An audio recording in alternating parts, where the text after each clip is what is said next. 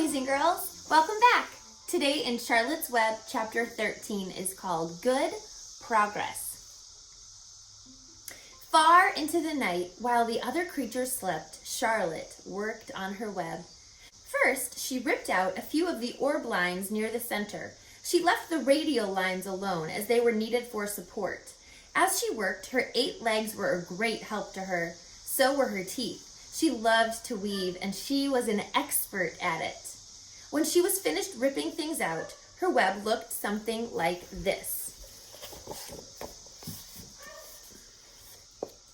So it says she ripped out a few of the orb lines. I believe the orb lines are the lines that go around inside the web, and she kept the radial lines alone. She said they were needed for support, so she didn't take out any of those lines.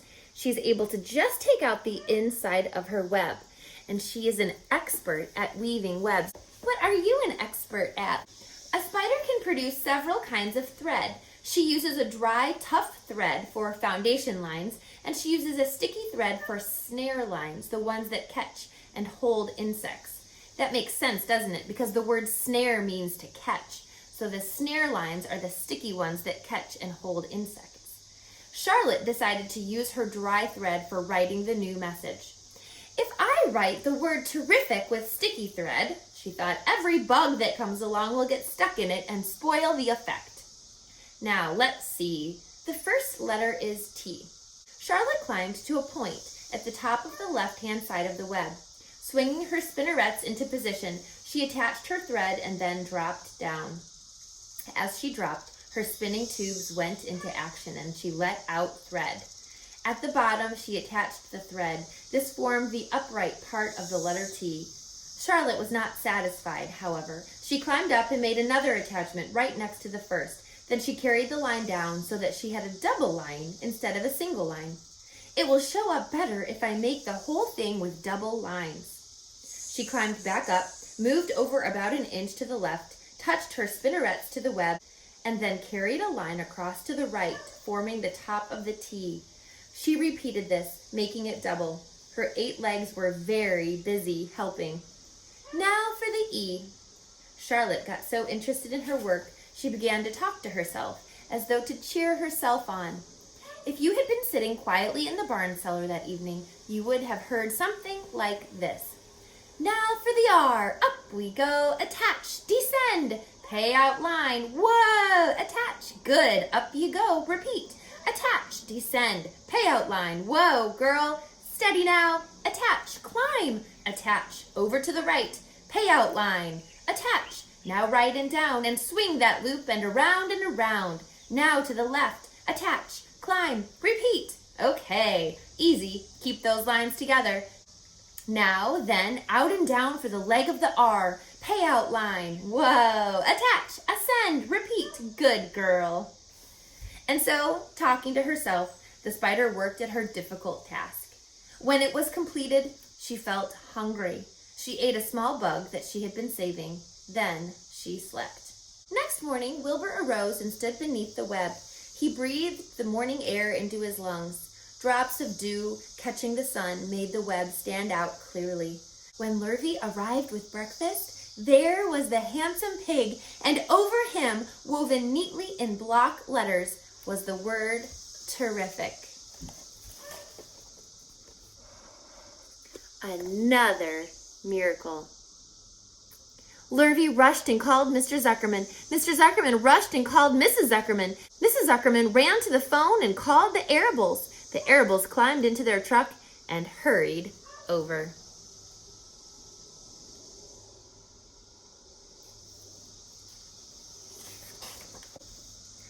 Everybody stood at the pig pen and stared at the web and read the words over and over while Wilbur, who really felt terrific, stood quietly, swelling out his chest and swinging his snout from side to side. Terrific, breathed Zuckerman in joyful admiration. Edith, you better phone the reporter on the Weekly Chronicle and tell him what's happened. He will want to know about this. He may want to bring a photographer. There isn't a pig in the whole state that is as terrific as our pig.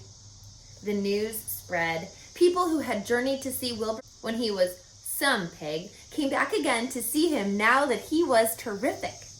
That afternoon, when Mr. Zuckerman went to milk the cows and clean out the tie-ups, he was still thinking about what a wondrous pig he owned. "Lullaby," he called, "there is to be no more cow manure thrown down into that pig pen. I have a terrific pig. I want that pig to have clean, bright straw every day for his bedding. Understand?" "Yes, sir," said Lullaby. "Furthermore," said Mr. Zuckerman, "I want you to start building a crate for Wilbur. I have decided to take the pig to the county fair on September 6th. Make the crate large and paint it green with gold letters." "What will the letters say?" asked Lullaby. "They should say, 'Zuckerman's famous pig.'" Lullaby picked up a pitchfork and walked away to get some clean straw. Having such an important pig was going to mean plenty of extra work. He could see that. Below the apple orchard at the end of a path was the dump where Mr. Zuckerman threw all sorts of trash and stuff that nobody wanted anymore. Here, in a small clearing, hidden by young alders and wild raspberry bushes, was an astonishing pile of old bottles and empty tin cans and dirty rags and bits of metal and broken bottles and broken hinges and broken springs and dead batteries and last month's magazines and old discarded dish mops and tattered overalls and rusty spikes and leaky pails and forgotten stoppers and useless junk of all kinds, including a wrong-sized crank for a broken ice cream freezer. Templeton knew the dump and liked it. There were good hiding places there, excellent cover for a rat. And there was usually a tin can with food still clinging to the inside. Templeton was down there now, rummaging around. When he returned to the barn, he carried in his mouth an advertisement he had torn from a crumpled magazine. "How's this?" he asked, showing the ad to Charlotte. "It says crunchy. Crunchy would be a good word to write in your web." "Just the wrong idea," replied Charlotte. "Couldn't be worse. We don't want Zuckerman to think Wilbur is crunchy. He might start thinking about crisp, crunchy bacon and tasty ham. That would put ideas into his head. We must advertise Wilbur's noble qualities, not his tastiness. Go get another word, please, Templeton." The rat looked disgusted, but he sneaked away to the dump and was back in a while with a strip of cotton cloth. "How's this?" he asked. "It's a label off an old shirt." Charlotte examined the label. It said, "Pre-shrunk." "I'm sorry, Templeton," she said, "but pre-shrunk is out of the question. We want Zuckerman to think Wilbur is nicely filled out, not all shrunk up. I'll have to ask you to try again." "What do you think I am, a messenger boy?" grumbled the rat. "I'm not going to spend all my time chasing down to the dump after advertising material." "Just once more, please," said Charlotte. "I'll tell you what I'll do," said Templeton. "I know where there's a package of soap flakes in the woodshed. It has writing on it. I'll bring you a piece of the package." He climbed the rope that hung on the wall and disappeared through a hole in the ceiling. When he came back, he had a strip of blue and white cardboard in his teeth. "There," he said triumphantly. "How's that?" Charlotte read the words, "with new radiant action." "What does it mean?" asked Charlotte, who had never used any soap flakes in her life. "How should I know?" said Templeton. "You asked for words and I brought them. I suppose the next thing you'll want me to fetch is a dictionary." Together they studied the soap ad. "With new radiant action," repeated Charlotte slowly. "Wilbur!" Wilbur, who was asleep in the straw, jumped up. "Run around," commanded Charlotte. "I want to see you in action, to see if you are radiant."